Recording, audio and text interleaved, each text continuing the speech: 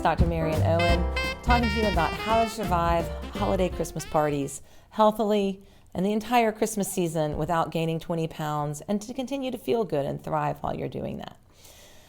So one of the things that we have this time of year is a lot of parties to go to, which is great. It's a wonderful social occasion. It's really good to connect with our family, and it's good to be together as a community.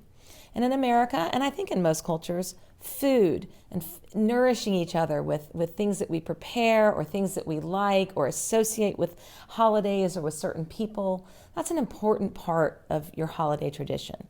And I would never say that you shouldn't eat X, Y, or Z recipe because it's, quote, bad for you and so should just be thrown out of your diet. As all of you who know me know, I'm really into moderation.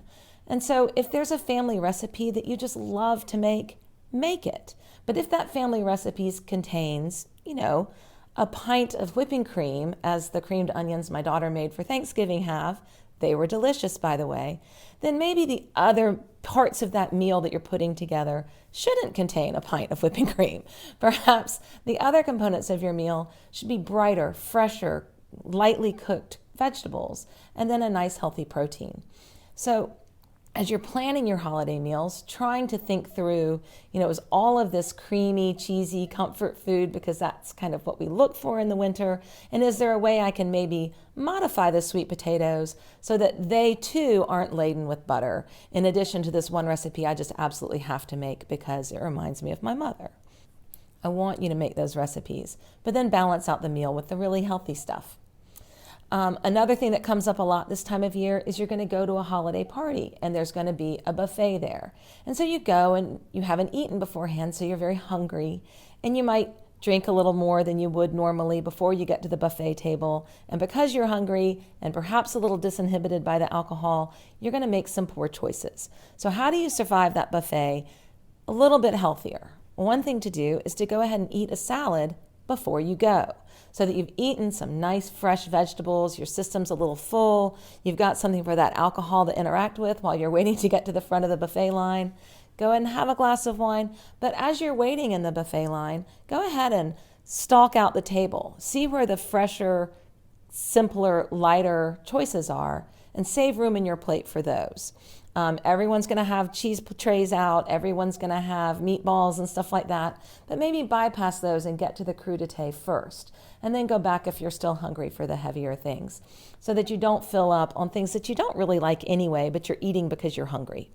Trying to limit your alcohol intake, and certainly doing it when you are going to have a drink, not having a drink that's mixed in super sweet and syrupy mixers, but maybe one that's just the alcohol and maybe a light tonic water or a light club soda, so that is not also just a huge calorie bomb for you.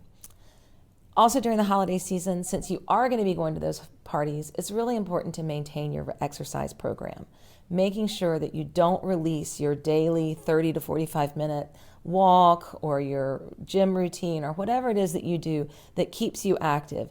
Keep that through the holidays, because if you let that go, your weight is going to creep up. And as we all know, certainly after a certain age, once it's up, it's really hard to get it to go back down again. So the trick is to not gain. So make sure you maintain your exercise routine, make sure you maintain good sleep practices and rest, and try to design some celebrations and gatherings with friends that aren't around food and alcohol, but are around a game time or taking a walk together or making some holiday crafts and maybe having a little bit of popcorn or something light with that, but not necessarily a big, heavy holiday meal together. So anything you can do that will add the fun without the calories is going to be a helpful way to get through the holidays. So from Whole Family Medicine and my whole family, we wish you and your whole family a healthy, happy, low stress, fun-filled holiday season.